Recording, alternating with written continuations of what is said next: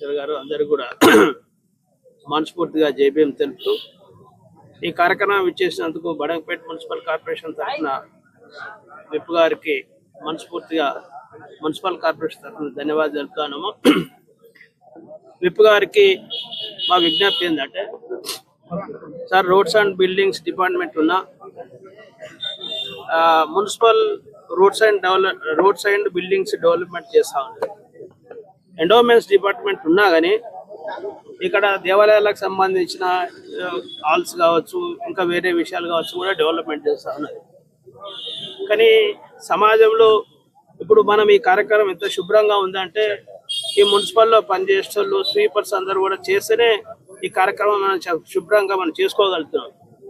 ఇట్లాంటి ప్రజల జీవితాలు బాగుపడాలంటే ప్రభుత్వ పాఠశాలను కూడా లోకల్ బాడీలో మిగిలి చేయాల్సిన అవసరం ఉంది. డెవలప్మెంట్ విషయంలో మిగతా అన్ని డిపార్ట్మెంట్లను లోకల్ బాడీలకు లింక్ చేసి డెవలప్మెంట్ చేస్తున్న ఈ ప్రభుత్వాలు మరి ప్రభుత్వ పాఠశాలను మాత్రం ఈ లోకల్ బాడీకి లింక్ చేయకపోవడం వల్ల సమాజంలో ఇంకా పేదరికం అట్లే ఉన్నట్టు కనబడుతూ ఉంది.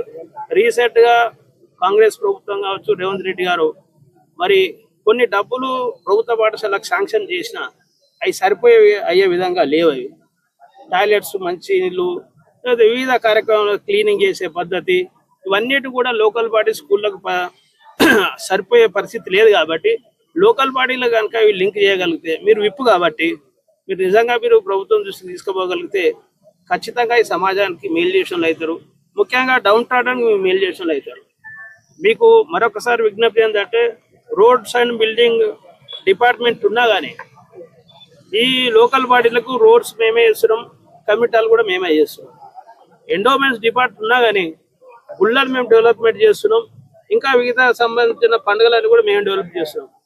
వేరే గవర్నమెంట్ స్కూల్ వచ్చే వరకు మాకు రూల్స్ లేవనే విధంగా మేము మా బడ్జెట్ మా స్కూళ్ళకి పెట్టలేక పేద ప్రజల సమస్యలు ఎక్కడున్నా అట్లే ఉన్నాయి సార్. ఇప్పటి కూడా అమ్మాయిలు అంటే కొంచెం మేరకు లాభం జరిగిన పూర్తి స్థాయిలో మరి కూడా పార్షియల్గా పెండింగ్ ఉండే అవకాశం ఉంది. కాబట్టి పేద ప్రజలు ఇప్పటికీ స్టిల్ ఆ స్కూళ్ళలో అవే సమస్యలు ఉన్నాయి. కాబట్టి ఈ గవర్నమెంట్ స్కూళ్ళను లోకల్ బాడీల కిందికి డెవలప్మెంట్ తీసుకురాగలిగితే మన దేశంలో మొత్తం తెలంగాణను నెంబర్ 1 రాష్ట్రంగా తీర్చిదే అవకాశం. ఎందుకంటే ప్రజలు డెవలప్ అవుతున్నాయి కదా సాధ్యమయ్యేది. కాబట్టి ఇట్లాంటి పేద ప్రజలందరూ బాగుపడాలంటే ప్రభుత్వ పాఠశాలలు మంచిగా కావాలి. కాబట్టి మీరు ప్రభుత్వం దృష్టికి తీసుకోవాలని నేను మనస్ఫూర్తిగా మీకు నేను యాజ్ ఏ డిప్యూటీ మేయర్గా మీకు విజ్ఞప్తి చేస్తున్నాను. సెలవు తీసుకుంటున్నా. జై భీమ్, జై భారత్.